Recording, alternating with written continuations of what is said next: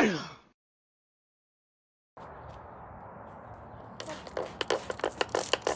like this. Gotta clean it to see what the damages are.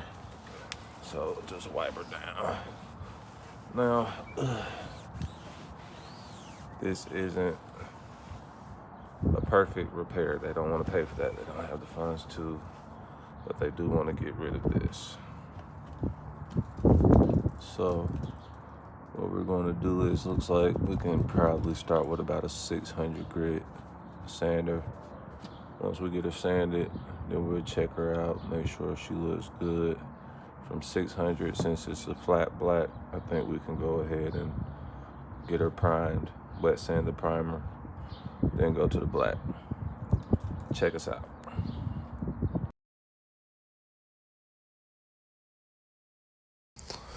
Okay, we went ahead and got to sanding. I know I initially said we were going to do the 600 grit, but we switched to 400 just to get a little deeper into the scratches because it seemed like it was deeper than I initially thought. And then we went ahead and masked up because I was going to switch to the DA with the 400 grit. And it also has an interface pad. I'll make sure I leave all the links to the products and tools that I'm using. The reason I switched to the DA is to make the process go a little quicker as far as leveling the surface area that I'm trying to repair here. Also, the reason for masking is to make sure I don't damage any extra panels around the repair area that I'm working on. Okay, now the key here is to make sure you're feathering out the damage area. So whatever your substrate is, whether it's the polyurethane plastics or it's a metal or it's fiberglass, which are the main three in our industry. Now you keep sanding until you level everything and you feather out the edges. How you double check this is you just rub your hand across the damaged area. And once you feel that there's no transition and it feels very smooth from the damaged area onto the non-damaged area of the panel, then you go ahead and proceed to the next steps, which are generally masking up even more and prepping for the primer.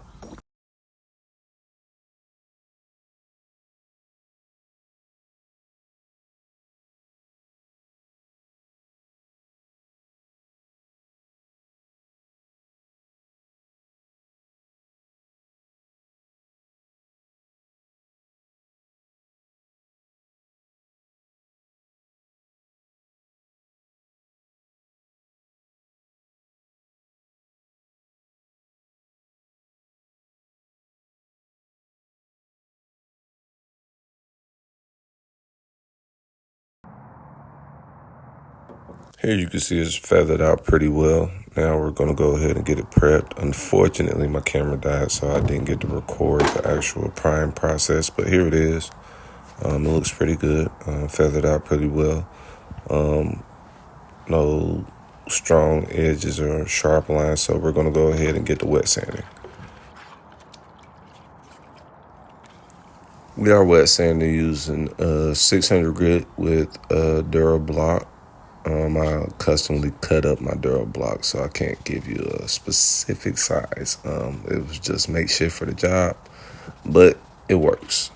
And I also use my hand for this small area, but as you see, there goes the 600. The goal here is to smooth out the primer. Now, once you get this primer smoothened out and feathered out, so you want to do the same thing and feather out the edges and make sure they're not rough or you don't feel any transitions. Once you get it to your liking, then it's the next stage. You'll go ahead and prep it, completely mask it because you don't want any overspray to get anywhere, and you'll limit it to your area. But this time you're back masking. The reason why you're back masking is to make sure you don't get any hard lines at the end when you lay down your base coat as well as your clear coat, because once you do that, then the sanding process goes a lot smoother. Okay, so now we're pretty okay with the spot. At this point, we've already got it wet sanded up to 600. See, it's pretty feathered out really good right here, all the way around. That's how you know, look at the edge just blends in. You don't feel anything from there. Next step is to get this masked up so we don't get any overspray everywhere and get her mixed up. Stay tuned. And she's all prepped and scuffed, so now we're gonna hit it with the black and then give her 30 minutes of drying time. We're gonna give her 2 coats, so this is jet black, and give her 2 coats of it, and that should be good enough coverage. And then from there,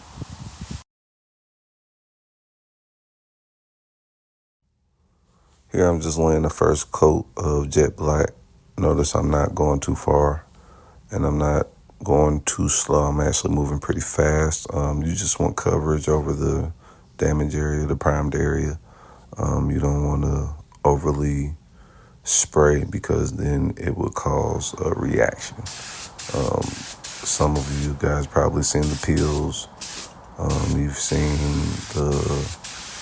the bubbling, that's what causes that. So you got to do a light first coat, second coat, go a little slower as you see here. And on the second coat, of course, you see I'm going a little bit further out than I did originally on the first layer. I always do that final inspection, to make sure you correct anything that you didn't see before. And as you see, I didn't roll over the edges right there because we're going to use UPO 8, which is a blender. So anytime you're doing blend jobs, it's a great chemical to use. I make sure the color matches pretty good.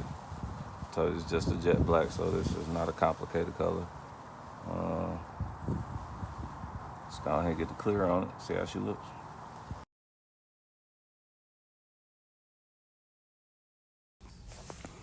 Clear coat, same principle applies. You want to make sure that first layer, you want to lay it down, but you don't want to overspread because then you would cause runs. Runs can be a bit of a headache to fix and can cause more work.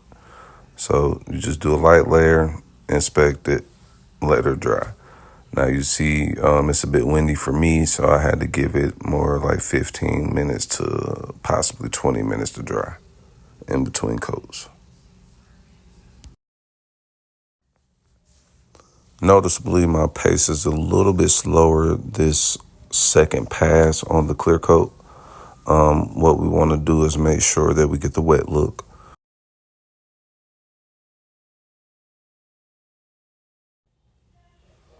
Okay, after we let it dry, after that final coat, here's the final result. Of course, it was still wet, sanded, and polished, but I hope you learned something. Like, share, subscribe. Peace.